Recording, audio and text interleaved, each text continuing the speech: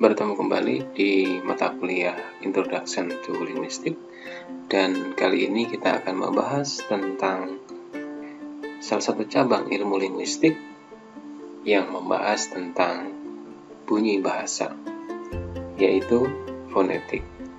Fonetik merupakan cabang ilmu linguistik yang meneliti dasar fisik bunyi bahasa, ya. Nah, untuk fonetik ini, karena dia fokusnya pada meneliti dasar fisik dari bunyi-bunyi bahasa, maka ada 3 fokus kajian dari fonetik. 3 fokus kajian fonetik itu meliputi, yang pertama adalah bagaimana bunyi bahasa itu dihasilkan, how the sounds are produced. Dan yang kedua, fokus pada bagaimana bunyi bahasa itu ditransmisikan, how they are transmitted.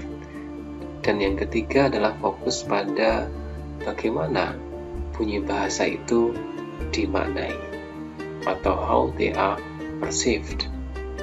Nah, karena fonetik ini fokus pada ketiga hal tersebut, maka ketika kita mengkaji fonetik, dikenal 3 istilah atau 3 jenis fonetik. Yang pertama adalah fonetik artikulatoris, yang kedua adalah fonetik akustik, dan yang ketiga adalah fonetik auditoris. Munculnya 3 jenis fonetik ini tidak bisa dilepaskan dari ketiga fokus kajian fonetik itu sendiri. Ketika fonetik itu berfokus pada bagaimana bunyi itu dihasilkan oleh organ-organ penghasil bunyi, maka itu dibahas di dalam jenis fonetik yang pertama, yaitu fonetik artikulatoris. Sedangkan ketika fonetik ini fokus pada how they are transmitted, bagaimana bunyi itu ditransmisikan, maka itu dikaji di dalam jenis fonetik yang kedua, yaitu fonetik akustik. Dan yang terakhir, ketika fonetik itu fokusnya pada bagaimana bunyi itu dipersepsikan, bagaimana bunyi itu dimaknai, dan juga diterjemahkan, maka itu dikaji di dalam jenis fonetik yang ketiga, yaitu fonetik auditoris. Baik, untuk selanjutnya kita akan diskusikan satu persatu jenis fonetik ini. Namun perlu saya sampaikan bahwa di dalam mata kuliah Introduction to Linguistics ini, kajian fonetik ini akan dibahas secara garis besar, tidak akan dibahas secara detail, karena nanti ada mata kuliahnya tersendiri, yaitu fonetik dan fonologi, ya. Baik, selanjutnya mari kita lihat bagan berikut ini, ya. Bagan ini sebenarnya menunjukkan bagaimana proses makna itu dikodekan dengan bunyi bahasa, ya. Oleh siapa? Tentunya oleh penutur. Dengan cara bagaimana? Ya, dengan cara dikodekannya adalah dengan melibatkan alat-alat bicara. Seperti apa alat-alat bicara itu, ya? Atau alat-alat penghasil bunyi, ya.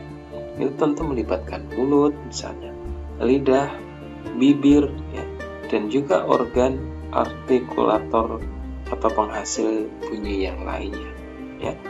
Dan kemudian makna yang sudah dikodekan menjadi bunyi bahasa tadi itu kemudian akan dibunyikan, ya, dan bunyi bahasa itu akan merambat melalui udara yang bergetar, kemudian akan sampai kepada pendengar, sampai kepada telinga pendengar. Kemudian bunyi bahasa tersebut itu dimaknai atau diterjemahkan oleh organ-organ pendengaran, ya. Kemudian itu sampai kepada otak, kemudian otak pun akan menerjemahkan makna dari bunyi bahasa tersebut. Nah, proses sampainya makna yang dikodekan dalam bentuk bunyi bahasa tadi, kemudian dirampatkan melalui udara yang bergetar sampai kepada telinga pendengar. Nah, ini berarti ada 3 fase ya. Dengan demikian, bagian ini sekali lagi dia menunjukkan bagaimana 3 fokus dari fonetik tadi ya. Nah, dari ketiga jenis fonetik ini ternyata itu memiliki ranah keilmuan yang berbeda gitu ya. Kalau fonetik organik itu adalah ranahnya linguistik ya, maka fonetik organik ini menjadi fokus dari kajian ilmu linguistik. Itu yang dikaji oleh linguistik itu adalah ranahnya adalah fonetik organik atau fonetik articulatoris. Jadi how the sound approaches. Dan ketika bunyi itu merambat melalui udara, itu bukan ranah linguistik lagi, tapi dia nanti akan menjadi kajiannya ranah fisika, ilmu fisika. Dan yang ketiga, ketika bunyi itu diterima oleh reseptor ya, telinga, organ-organ pendengar kita atau organ-organ pendengar maksudnya, maka itu nanti kajiannya itu ranahnya adalah lebih banyak ke ranah kedokteran. Baik, sekarang kita akan coba jelaskan satu persatu untuk jenis-jenis fonetik ini, dan ini sekali lagi adalah sekedar untuk perkenalan di mata kuliah Introduction to Linguistics. Nah, fonetik articulatoris itu sekali lagi dia fokus pada alat-alat organis penghasil bunyi bahasa. Tadi sudah disebutkan bahwa alat-alat organis penghasil bunyi bahasa itu diantaranya ya mulut kita, ya, lidah, bibir, dan juga organ-organ artikulator yang lainnya ya, yang turut andil di dalam menghasilkan bunyi bahasa. Misalnya langit-langit mulut, rongga mulut itu juga termasuk di dalam organ artikulator bunyi, termasuk tulang yang ada di sekitar mulut kita, itu juga termasuk ke dalam organ artikulator penghasil bunyi yang lainnya. Nah, studi tentang fonetik articulatoris itu sudah lama dilakukan oleh para ahli bahasa. Bahkan sejak abad 19 sudah berkembang dan juga dipresentasikan di dalam sebuah drama yang judulnya adalah Pygmalion karya Bernard Shaw. Jadi kalau nanti sempat silahkan bisa di googling Pygmalion Bernard Shaw. Ini bagaimana seorang profesor ahli linguistik itu menerapkan teori linguistik articulatoris untuk mengubah bagaimana seorang itu berbicara. Jadi dia diubah bicara dengan aksen tertentu. Nah, fonetik articulatoris itu fokusnya pada 3 hal. Apa yang dimaksud dengan ketiga hal ini? Ya.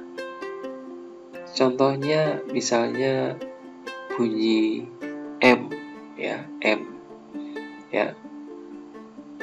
Bunyi M dalam konteks artikulasi, maka dia dihasilkan dengan cara melibatkan 2 bibir kita, ya, 2 bibir kita.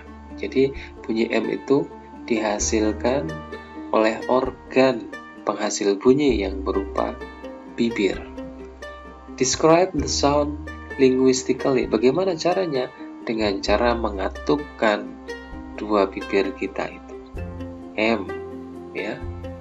Dan classify the sound according to their properties. Karena bunyi M ini dihasilkan dengan cara mengatupkan 2 bibir, maka bunyi M itu dia diklasifikasikan ke dalam bunyi bilabial M. Dan kemudian nanti ada konsonan, ada bunyi vokal, itu juga termasuk classify the sound according to their properties, ya. Nah, itu maksudnya. Baik. Nah, jadi mudah-mudahan bisa dipahami bahwa secara umum sekali lagi fonetik itu merupakan cabang linguistik yang meneliti dasar fisik bunyi-bunyi bahasa. Dan secara lebih detail, fokusnya pada 3 hal tadi ya. How the sound are produced itu dikaji di dalam phonetic articulatoris, how they are transmitted itu dikaji di dalam phonetic akustik, dan how they are perceived itu dikaji di dalam phonetic auditoris. Namun di dalam linguistik itu fokusnya adalah pada ranah phonetic articulatoris, karena phonetic akustik itu ranahnya adalah ranah fisika, dan phonetic auditoris itu menjadi ranah di bidang kedokteran. Begitu ya. Baik, selanjutnya kita akan diskusikan tentang jenis fonetik yang kedua sebagai pengetahuan, yaitu tentang fonetik akustik. Ya, berbeda dengan fonetik articulatoris yang fokusnya pada organ-organ yang menghasilkan bunyi bahasa, maka fonetik akustik ini menyelidiki bunyi berdasarkan sifat-sifatnya sebagai getaran udara.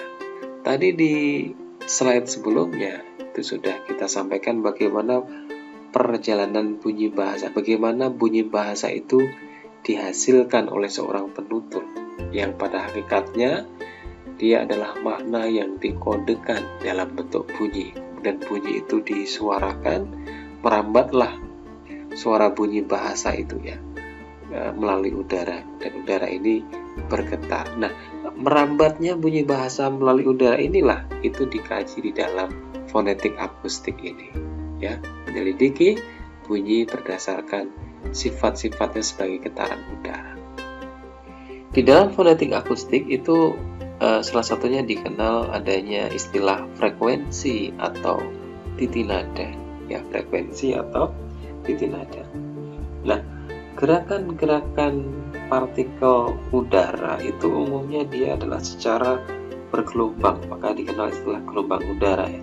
Dan gelombang itu memiliki irama, artinya dia berjalan secara ritmis, dan ritmenya atau jalannya partikel udara yang bergerak secara bergelombang itu diukur dengan frekuensi per satuan waktu. Nah, yang perlu dijadikan sebagai pengetahuan kita bahwa bunyi bahasa yang bisa didengar oleh alat pendengaran kita itu adalah bunyi bahasa dengan frekuensi tertentu ya, frekuensi tertentu. Selanjutnya terkait dengan gelombang, itu ada gelombang yang murni atau biasa, misalnya seperti gelombang titi nada suatu garbutala yang dibunyikan. Dapat juga berupa gelombang yang rumit ya. Gelombang yang rumit seperti gelombang yang terdiri dari gelombang-gelombang yang bergerak bersama-sama tetapi dengan frekuensi yang berbeda. Misalnya bila kita menentukan 2 garbutala atau lebih pada frekuensi yang berbeda. Nah, gelombang rumit itu selanjutnya dibedakan sebagai yang periodis dan turbulen. Perbedaan antara gelombang rumit yang periodis dan yang turbulen itu penting untuk fonetik. Vokal senantiasa merupakan gelombang rumit yang periodis ya, secara akustik, sedangkan kebanyakan konsonan adalah gelombang rumit yang turbulen. Jadi sekali lagi, gelombang itu dibedakan ada gelombang murni atau biasa dan gelombang yang rumit. Nah, kaitannya dengan linguistik ini urusannya adalah dengan gelombang yang rumit ya. Ada gelombang periodis itu adalah bunyi vokal, dan gelombang yang turbulen itu adalah bunyi konsonan. Nah, kemudian yang selanjutnya di dalam fonetik akustik dikenal juga ada istilah amplitudo ya. Nah, kalau amplitudo ini terkait dengan intensitas ya, keras atau tidaknya bunyi ya. Dan ini biasanya berbanding lurus dengan jarak sumber bunyi. Misalnya gini amplitudo ya.